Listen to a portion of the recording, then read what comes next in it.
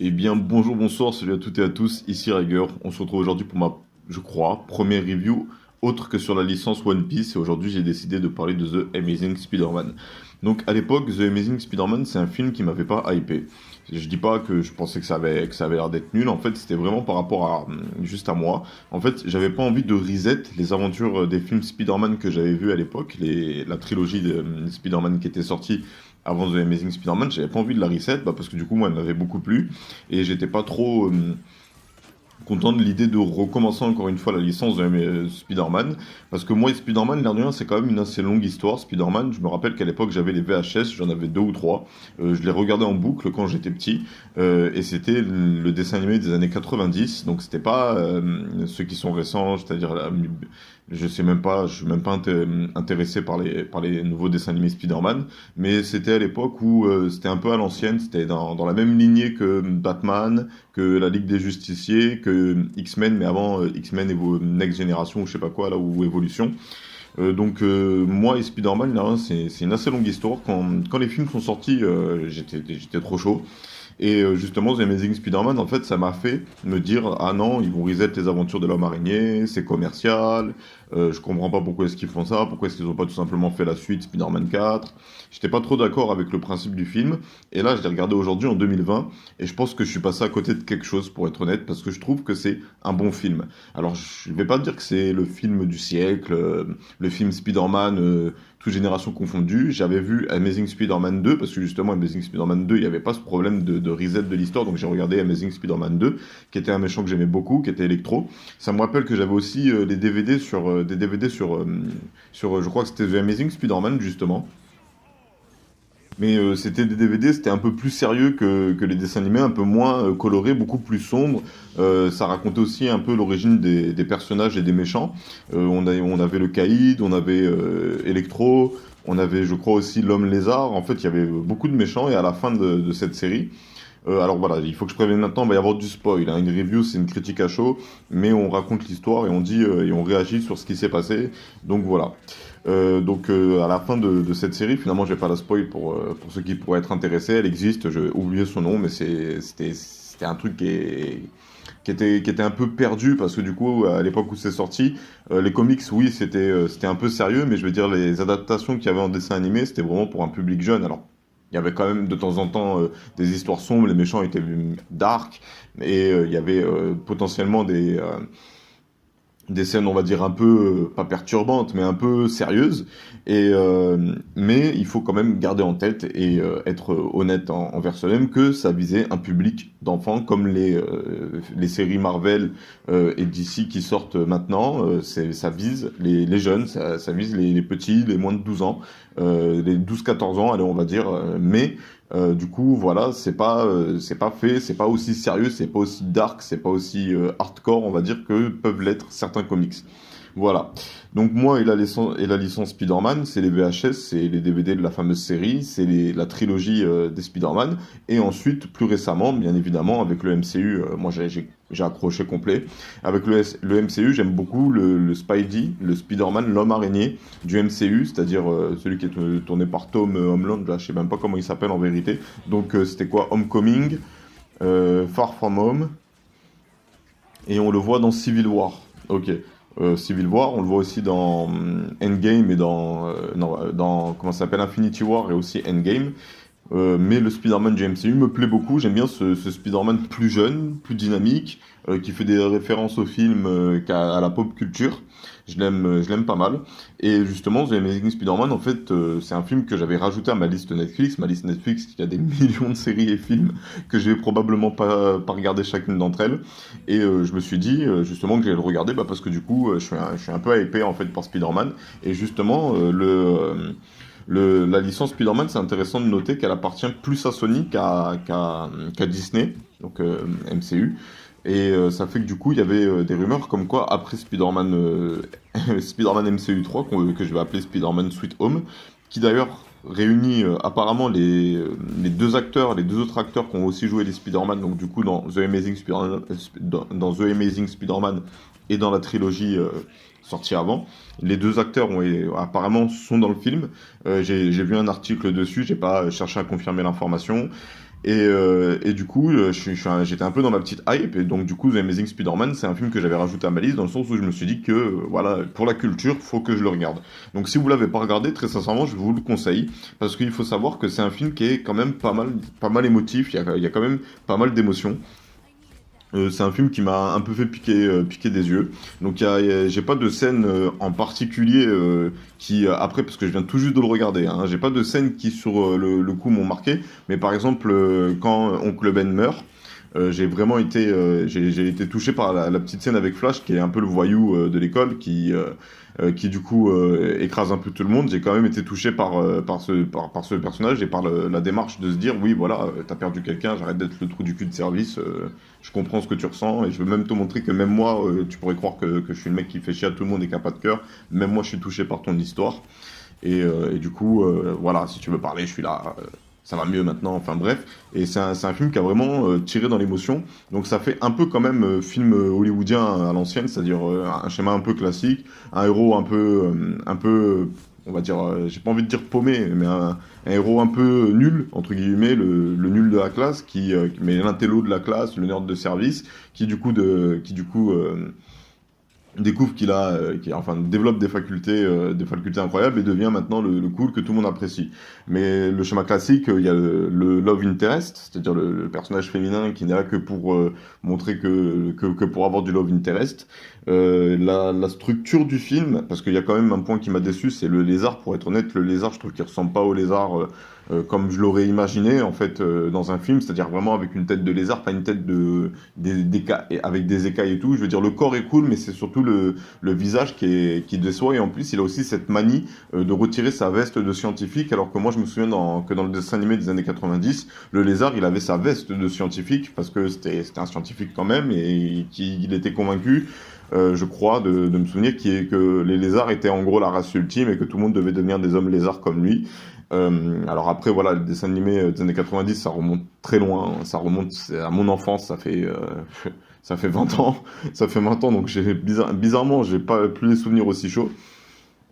Surtout qu'en plus, il y avait qu'un seul épisode où il était là. Après, il y avait aussi la phase avec Venom, avec le symbiote découvert sur la Lune. Enfin bref. Mais j'étais un peu quand même déçu par le design du lézard et aussi un peu on comprend en fait que c'est les gènes qui s'insèrent, les gènes lézards qui s'insèrent qui le rendent fou. Mais je veux dire, son but et son ambition, je veux dire, elles évoluent pas très bien. En fait, après cette piquée, il devient méchant. C'est-à-dire, on voit pas un peu ce cheminement vers la folie dans le sens où il commence à comprendre que c'est vraiment potentiellement un être supérieur et que tout le monde doit devenir des lézards. C'est un peu vite, en fait, l'origine story du méchant est un peu négligée, mais après le film se concentre beaucoup justement sur Peter Parker qui du coup développe ses pouvoirs et devient le justicier. Et j'ai aussi pas trop aimé la manière dont il avoue à son love interest, ah en fait c'est moi Spider-Man, ouais, j'ai du mal à te le dire, ça doit rester secret mais c'est moi Spider-Man. C'est vrai que voilà, c'est un film voilà que sûrement je pense à l'époque avec ma vision d'adolescent, je pense que j'aurais beaucoup plus critiqué. Mais après, par exemple, en contrebalance, il y a vraiment les scènes de sauvetage, de combat, d'action. Je trouve qu'elles sont bien pensées. Et je veux dire, par exemple, toute la phase où il cherche justement le meurtrier, donc le Ben, et donc il arrête tous les mecs qui ressemblent un peu de près ou de loin à sa cible. On voit une traque qui opère, c'est-à-dire voilà le début du justicier, et c'est super intéressant de voir que petit à petit voilà il construit son costume. Alors ça aussi dans le premier film quand j'y repensais c'était un peu voilà j'ai des pouvoirs, je me fais un costume, je veux dire faut qu'on soit honnête avec nous. Je pense que que dans notre monde, s'il y avait des gens qui avaient des super pouvoirs, ils s'habilleraient pas en costume. Ils s'habilleraient comme ils aiment. Ils masqueraient juste leur visage potentiellement avec des masques ou quoi. Mais en fait, cette idée de se créer le costume, en fait, c'est jamais trop expliqué parce qu'en fait, au fond, c'est pas si logique que ça d'avoir ce besoin de se créer un costume pour sortir. À part si justement t'es fan de super-héros et que enfin, dans un monde où il y a des BD et des comics où les super-héros se dessinent, là tu développes des pouvoirs, donc tu as envie de te faire un costume. Mais en soi, cette idée de se créer des costumes, je veux dire, j'aimerais bien qu'on me l'explique un peu et qu'un jour un scénariste se penche sur le sujet en mode ok, il choisit d'avoir un costume. Par exemple, dans la série The Flash, Si Flash développe un costume, c'est pour des raisons qu'il va trop vite et il faut donc un matériau assez résistant pour pouvoir non seulement le permettre d'aller à sa pleine vitesse, mais en plus un matériau qui va résister justement à ces accélérations. Donc le costume est un outil. Le costume n'est pas un symbole. Le costume est un outil. Donc c'est justifié. Il a un costume parce qu'il en a besoin. Voilà. Et là, dans The Amazing Spider-Man, c'est vraiment un peu, oui, je veux devenir un super-héros, donc je me fais un costume. Et d'ailleurs, il y a une scène très intéressante qui est justement le dîner chez Gwen, là où il mange le poisson-loup. Enfin le loup qui est un poisson. Et du coup, Spidey et le père de Gwen ont un échange un peu musclé sur en mode est-ce que Spider-Man c'est un justicier ou est-ce que c'est juste un petit con. Et d'ailleurs, c'est là où ça m'a un peu frappé, c'est qu'au bout d'un moment, voilà, justement, le père de Gwen dit oui, mais non, il pourchasse le même profil de criminel, on dirait plus qu'il cherche à assouvir une vengeance personnelle que de rendre service à la ville. Et sur le coup, c'était pas faux, et j'ai trouvé cette scène très pertinente dans le sens où voilà, et ça c'est un peu un argument qu'il y a peut-être eu potentiellement dans d'autres films de super-héros, je sais plus trop, mais justement le chef de la police dit voilà, moi je veux aider les gens, je m'engage dans la police. Je me fais pas un costume et je me balade pas à droite à gauche en faisant qu'à ma tête. Il y a de la stratégie. On n'a pas arrêté tel criminel bah parce qu'en fait il appartenait à un réseau plus gros et en continuant notre enquête sur lui, on allait pouvoir arrêter ce réseau plus gros. C'était un plan de 6 mois.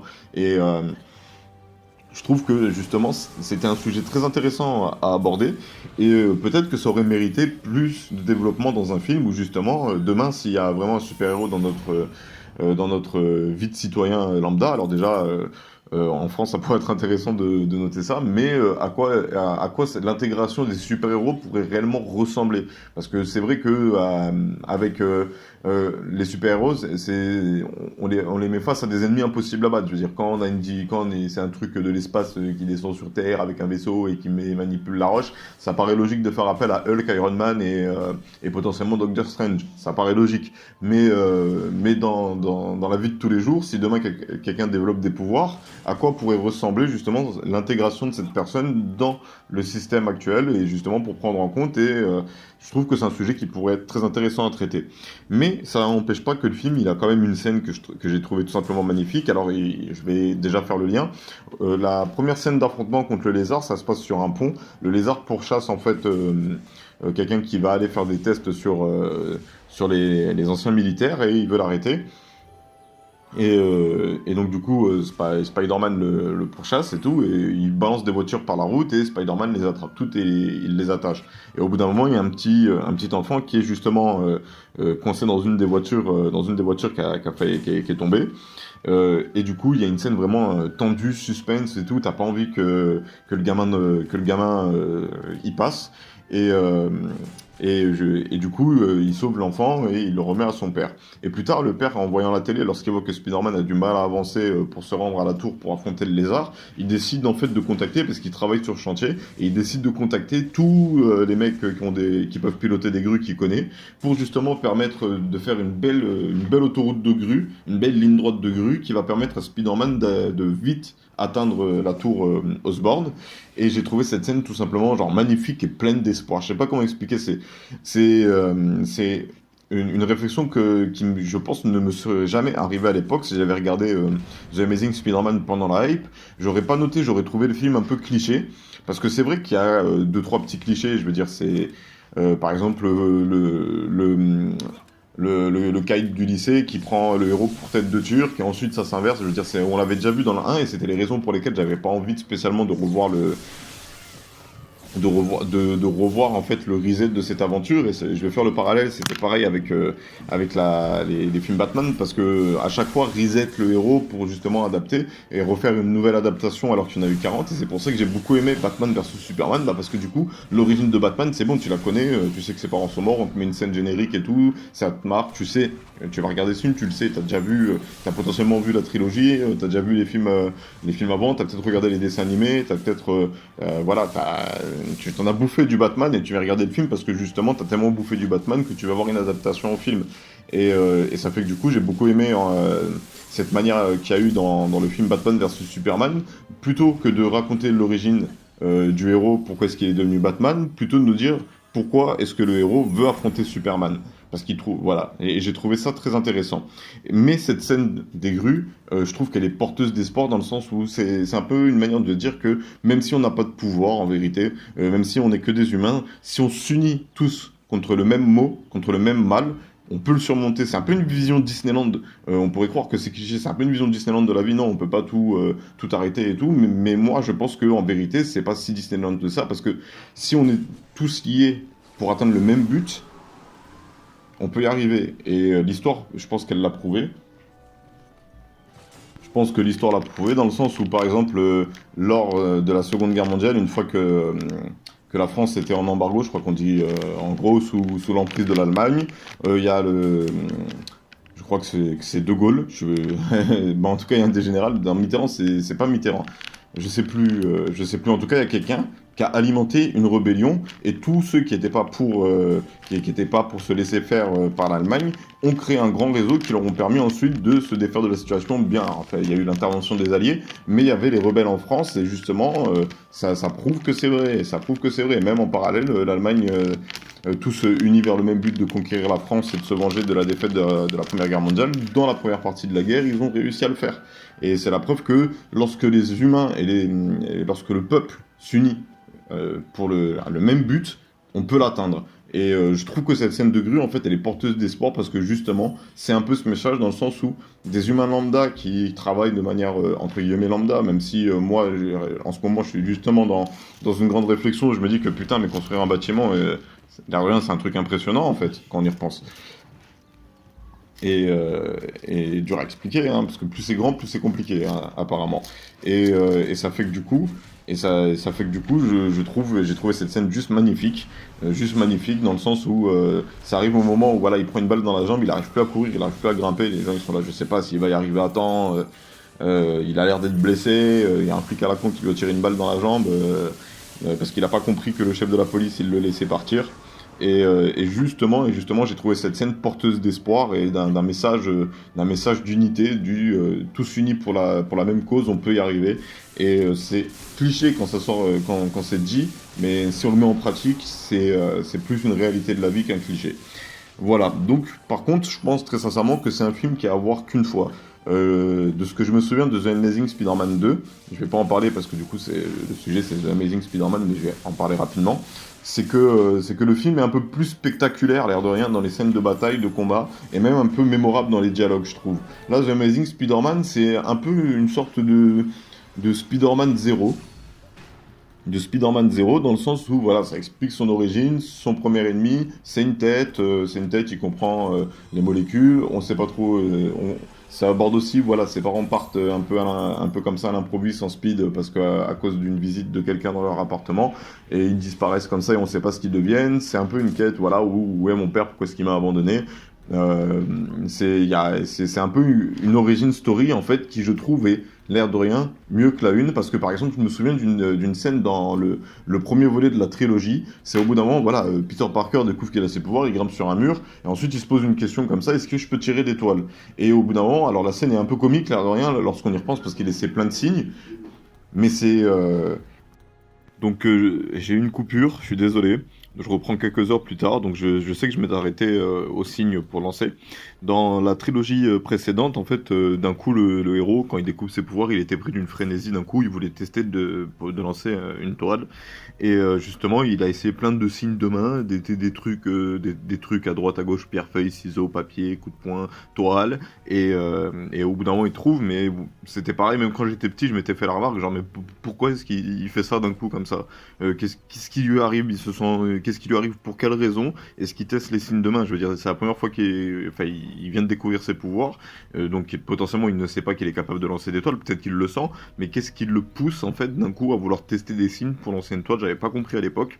Et là justement, ça met, comment dire, le concept, en fait, il y avait aussi ça dans le dessin animé de 90, le concept en fait du lanceur de toile, c'est-à-dire que c'est lui qui fabrique la toile, qui la fabrique comme un scientifique, et qui se crée un petit gadget pour l'envoyer, donc du coup ça justifie le fait qu'ils doivent presser l'engin avec son index et son annulaire pour avoir projeté la toile, ça justifie. Et voilà. Aussi, voilà, sur le point sur lequel j'aimerais revenir, c'était, bah voilà, je trouve que c'est un film qui se regarde une fois, en fait. Pour l'avoir vu une fois, en fait, il n'y a pas de scène, enfin, il n'y a pas, je sais pas comment expliquer, mais c'est pas le film que je vais regarder plusieurs fois, en fait, une fois, deux fois, parce que je trouve que c'est intéressant ces dialogues, que c'est intéressant cette scène, que c'est intéressant ce combat, qu'il est spectaculaire. Il y a des scènes qui m'ont vraiment touché, que je veux dire, le petit dans la voiture. J'étais vraiment en panique, hein, parce que genre ça aurait pu arriver qu'il n'arrive pas à le sauver en mode ouais voilà, il découvre ses pouvoirs, c'est la première fois qu'il fait une intervention contre un gros monstre et il se rend compte que voilà être un super héros c'est pas facile et ça j'ai vraiment eu la pression. Ensuite, à la mort de son oncle Ben, la mort en soi m'a vraiment touché, même si je savais que ça allait arriver, ça m'a touché. Et après, il y a aussi la scène de fin avec le policier qui dit que tu vas te faire des amis, des ennemis. Alors, après, je me souviens plus, je sais qu'il y a eu plusieurs moments dans le film où j'ai failli verser une larme, hein, je le cache pas.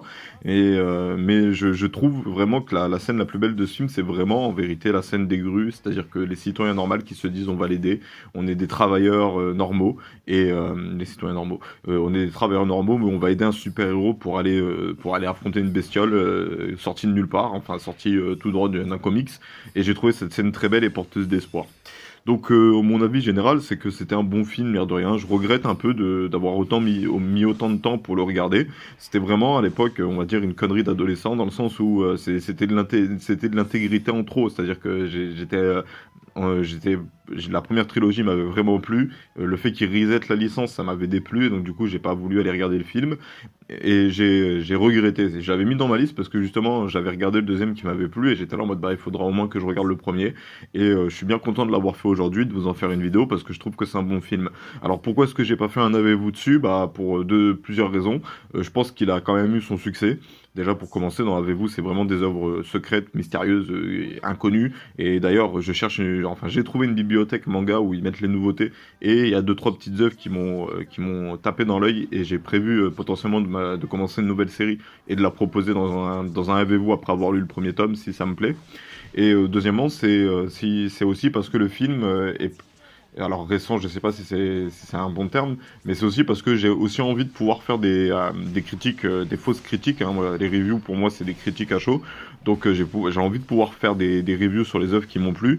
Et si le film, je pense qu'il a eu un certain succès et qu'il a donc pas besoin d'être là en mode ouais avez-vous vu? Je veux dire The Amazing Spider-Man, je pense que le nom, au moins même si vous avez pas vu le film, vous connaissez le nom et vous avez été familiarisé avec l'œuvre. Par contre le film Le Dernier Samouraï, je pense pas que vous aviez été familiarisé avec l'œuvre. Et pareil pour Pandorum, qui sont deux bons films, je pense. Peut-être que ce serait intéressant que je fasse des avez-vous, puis ensuite des reviews sur ça. Tiens, je viens d'avoir l'idée, et je pense que c'est potentiellement ce que je vais faire. Et dorénavant, voilà, alors pour The Amazing Spider-Man, ce sera pas le cas, mais dorénavant, je pense qu'en gros, je ferai un avez-vous vu? Non, non, ça va dépendre des œuvres, ça va dépendre des œuvres. Non, faut que j'arrête, faut que je fasse à l'instinct. Ça me plaît bien comme concept, et voilà, cette vidéo touche à sa fin. Je vois pas plus de choses à dire sur le film, et si j'ai envie de raconter ma vie et mes péripéties, j'ai les vlogs pour ça. Sur ce, c'était Riger, je vous remercie d'avoir suivi cette vidéo. Je vous souhaite une bonne journée, une bonne soirée, un bon après-midi, et je vous dis à bientôt pour une prochaine vidéo.